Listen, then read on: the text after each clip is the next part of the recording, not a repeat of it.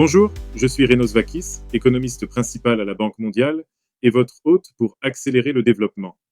Des idées pour un impact. Ce n'est pas un podcast ordinaire, mais une conversation basée sur l'IA, présentée par l'Institut de la Banque mondiale pour le développement économique, où nous décortiquons les dernières recherches avec un seul objectif en tête: transformer de grandes idées en un impact réel. Commençons. Merci pour l'introduction, Renos. Commençons par quelque chose de simple. Lorsque vous êtes à la pompe à essence et que vous remarquez que les prix grimpent, est-ce que vous vous demandez pourquoi? Et pas seulement l'inflation en général, mais qu'est-ce qui l'alimente vraiment en coulisses? Parce qu'aujourd'hui, on va aller un peu plus loin. On décrypte les perspectives des marchés des matières premières d'avril 2026.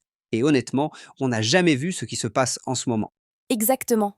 Il ne s'agit pas seulement de graphiques ou de tendances du marché, c'est des chocs qui se répercutent sur tout, les transports, l'énergie, les systèmes alimentaires, jusqu'à notre vie quotidienne.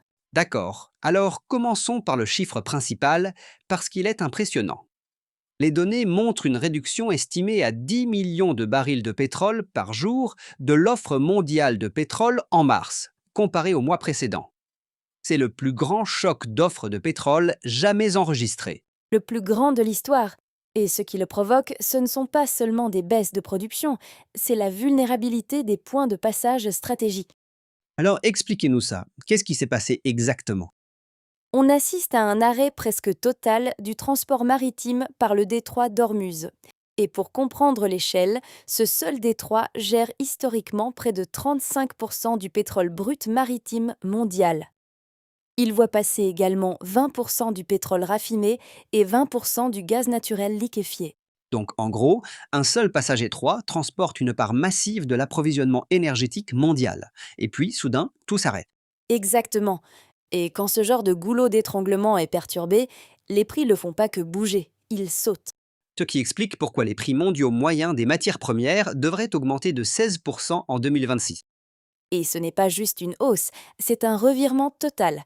C'est la première augmentation annuelle depuis 2022. Et les prix sont maintenant 25% plus élevés que prévu en janvier 2026. C'est un laps de temps si court pour que les prévisions changent de manière aussi radicale. C'est de la nature du risque géopolitique. Il comprime le temps. Ce que vous pensiez voir arriver sur un an peut changer en l'espace de quelques semaines. Ce qui a vraiment attiré mon attention, c'est le suivant. Ce n'est pas une simple relation de cause à effet. Lors d'une croissance des risques géopolitiques, une baisse d'1% de la production mondiale de pétrole entraînera une hausse vertigineuse de 11,5% des prix du pétrole. En effet, et c'est pratiquement le double de ce qu'on attend normalement lors d'une chute inattendue de la production de pétrole. Pourquoi une telle différence? Parce que les marchés ne réagissent pas seulement aux pénuries physiques, mais à l'incertitude, les primes de risque, les attentes, une escalade potentielle. Et on a vu cela se jouer en temps réel. Le Brent a bondi de 46 $ le baril rien qu'en mars pour clôturer à 118 $, la plus forte hausse mensuelle jamais enregistrée. C'est énorme. Alors pour la suite, les prévisions tablent sur un Brent à 86 $ le baril en moyenne pour 2026, ce qui fera grimper l'indice des prix de l'énergie de 24% comparé à l'année précédente. Mais prenons un peu de recul. Qu'est-ce que cela signifie pour les marchés émergents et les économies en développement? L'impact est immédiat et important.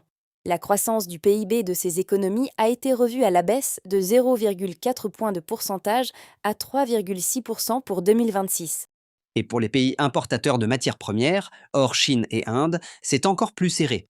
La croissance ralentit de 0,5 points de pourcentage à 2,9%. Et l'inflation augmente avec elle. Dans les PEVD, l'inflation des prix à la consommation pondérée par le PIB devrait atteindre 5,1%, un sommet en 4 ans.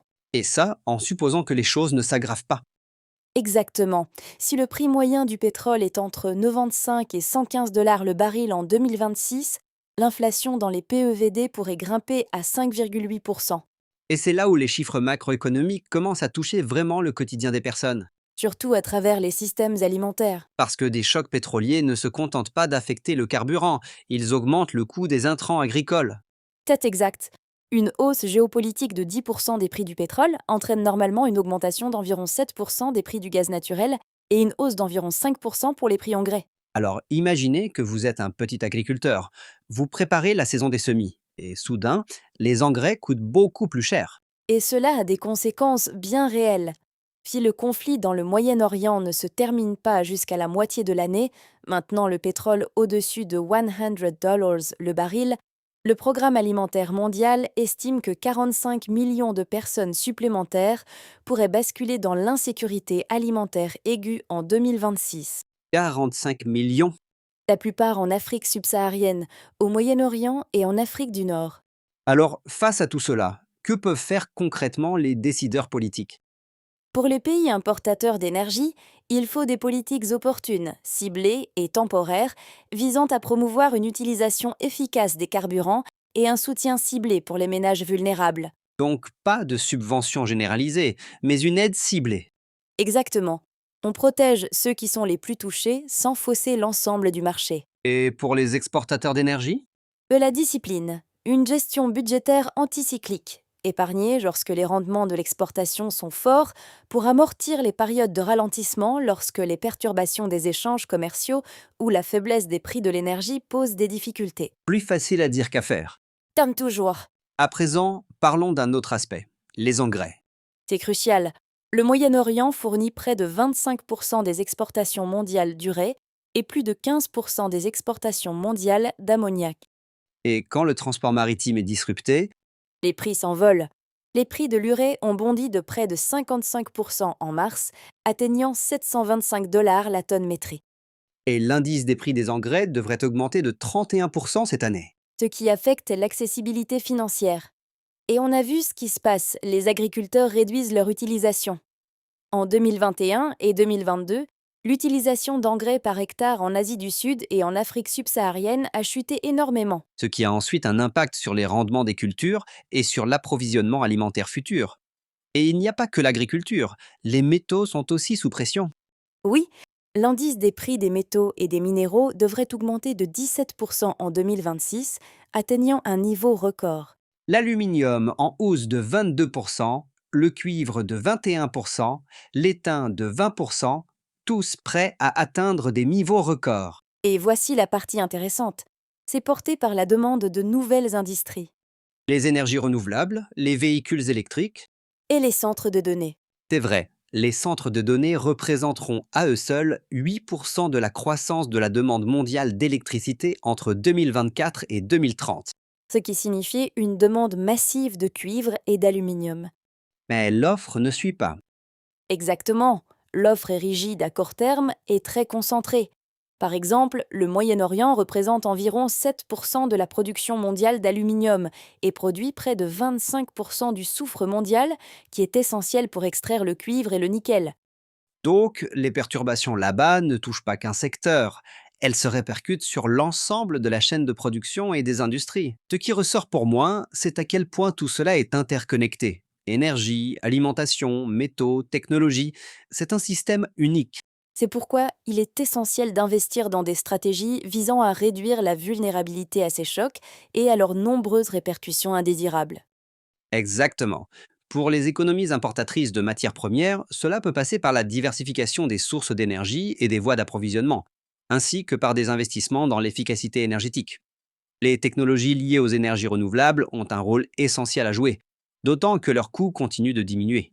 Parallèlement, les économies exportatrices de matières premières pourraient accroître leurs investissements dans les infrastructures de transformation et d'exportation afin de contourner les goulots d'étranglement commerciaux. Dans l'ensemble des économies en développement, des fondamentaux macroéconomiques solides peuvent aider les pays à absorber ces chocs et à s'en remettre plus rapidement.